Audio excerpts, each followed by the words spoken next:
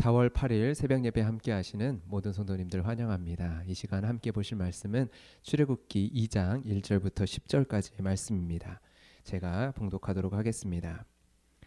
레위 가족 중 한 사람이 가서 레위 여자에게 장가들어 그 여자가 임신하여 아들을 낳으니 그가 잘생긴 것을 보고 석 달 동안 그를 숨겼으나 더 숨길 수 없게 되매 그를 위하여 갈대 상자를 가져다가 역청과 나무진을 칠하고 아기를 거기 담아 나일강과 갈대 사이에 두고 그의 누이가 어떻게 되는지를 알려고 멀리 섰더니 바로의 딸이 목욕하러 나일강으로 내려오고 시녀들은 나일강가를 거닐 때에 그가 갈대 사이에 상자를 보고 시녀를 보내어 가져다가 열고 그 아기를 보니 아기가 우는지라 그가 그를 불쌍히 여겨 이르되 이는 히브리 사람의 아기로다. 그의 누이가 바로의 딸에게 이르되 내가 가서 당신을 위하여 히브리 여인 중에서 누모를 불러다가 이 아기에게 젖을 먹이게 하리이까.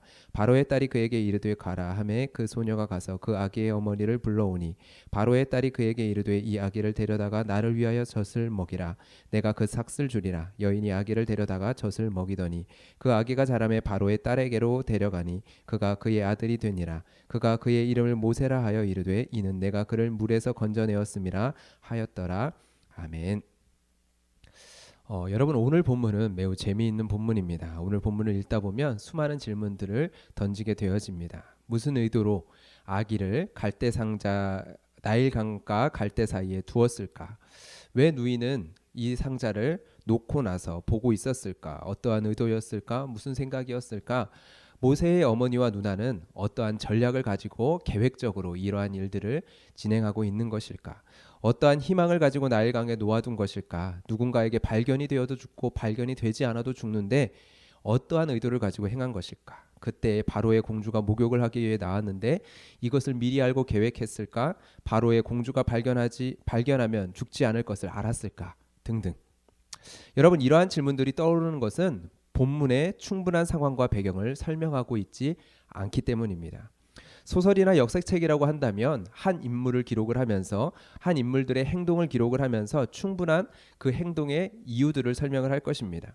책을 읽는 독자들을 위해서요. 추리 소설이 아니라면요. 왜 이런 행동을 하는지 그 행동의 의도가 무엇인지 그런 면에서 성경은요. 너무나 불친절합니다. 아무런 설명이 없기 때문입니다. 그렇게 수많은 경우의 수로 이야기들을 만들어낼 수 있습니다. 본문에 나와 있지 않은 이야기들을 그 사이사이에 집어넣을 수 있는 거죠. 여러분은 이집트의 왕자라는 디즈니에서 만든 애니메이션을 본 기억이 있습니까?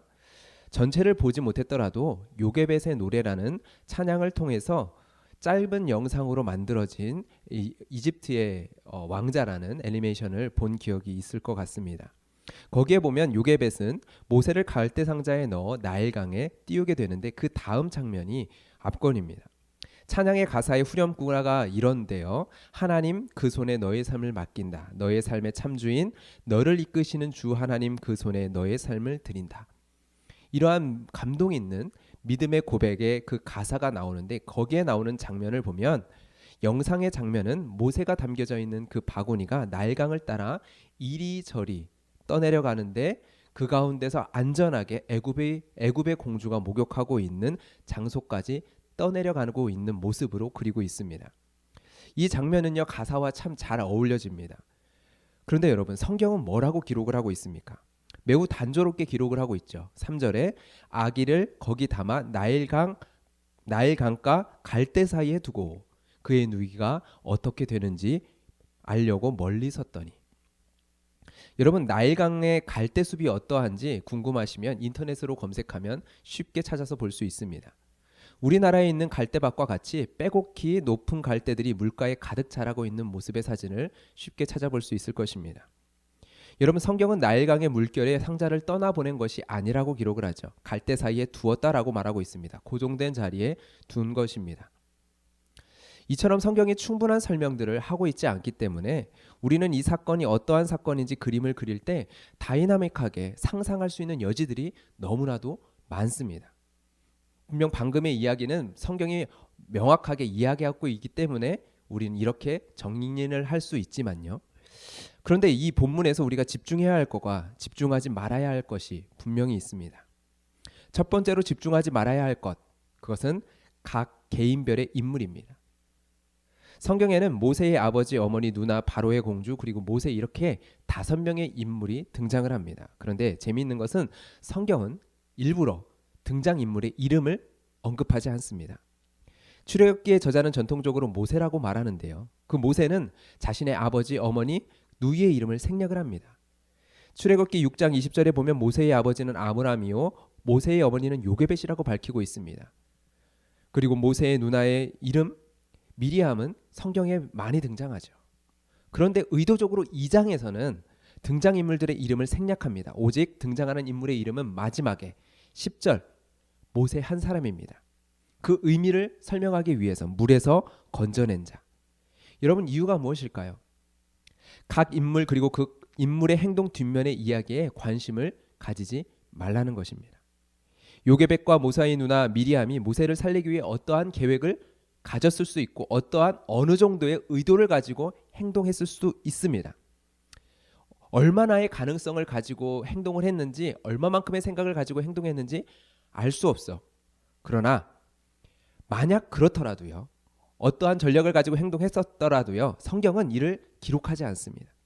그렇게 우리는 알 수 없죠. 그렇게 우리는 관심을 가질 필요가 없습니다. 왜요? 성경이 관심 가지지 않도록 생략하고 있기 때문이에요.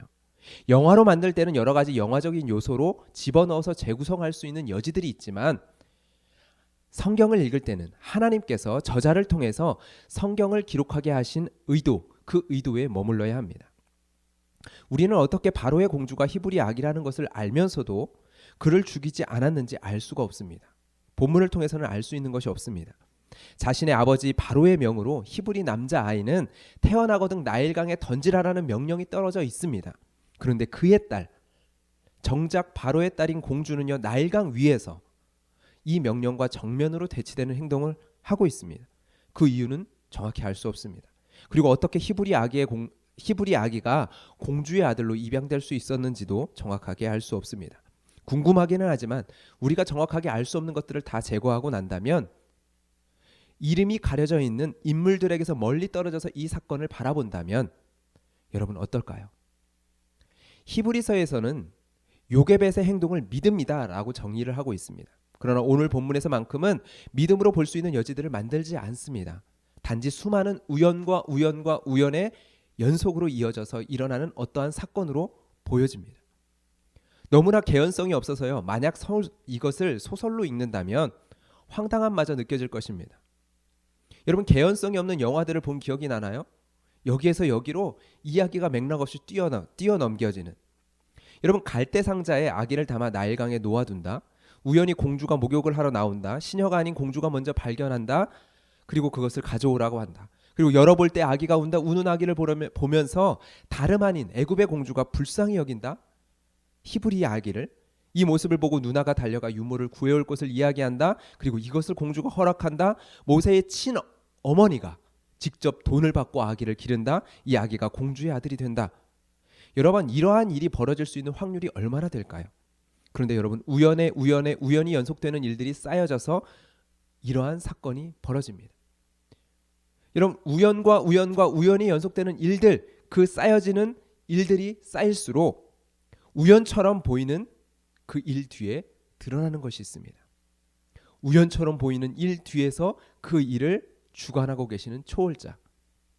여러분 죽음의 나일강에서 바로의 공주를 통해서 한 아기를 건져내시는 하나님. 분명 하나님이라는 이름은 한 번도 등장하지 않습니다. 그러나 이 역사의 뒤편에 이것을 운행하고 계시는 초월자 하나님. 초월자 그 하나님을 상정하지 아니하고서는 도저히 해석할 수 없고 이해될 수 없는 일이기 때문에 여러분 선명하게 보이는 거죠.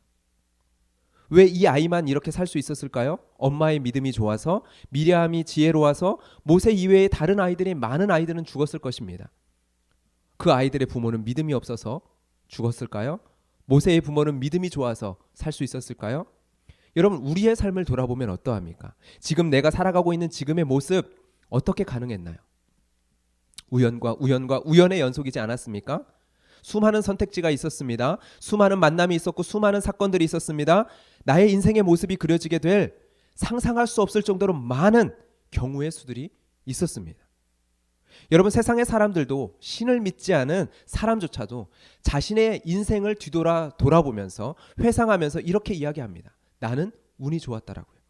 나의 주위에 나보다 더 많은 노력하는 사람이 있었고 나보다 더 좋은 실력을 갖춘 사람도 많았는데 내가 이런 성공을 거두게 된 것은 돌아보니 그 무엇으로도 설명할 수 없고 단지 운이 좋았다라고요.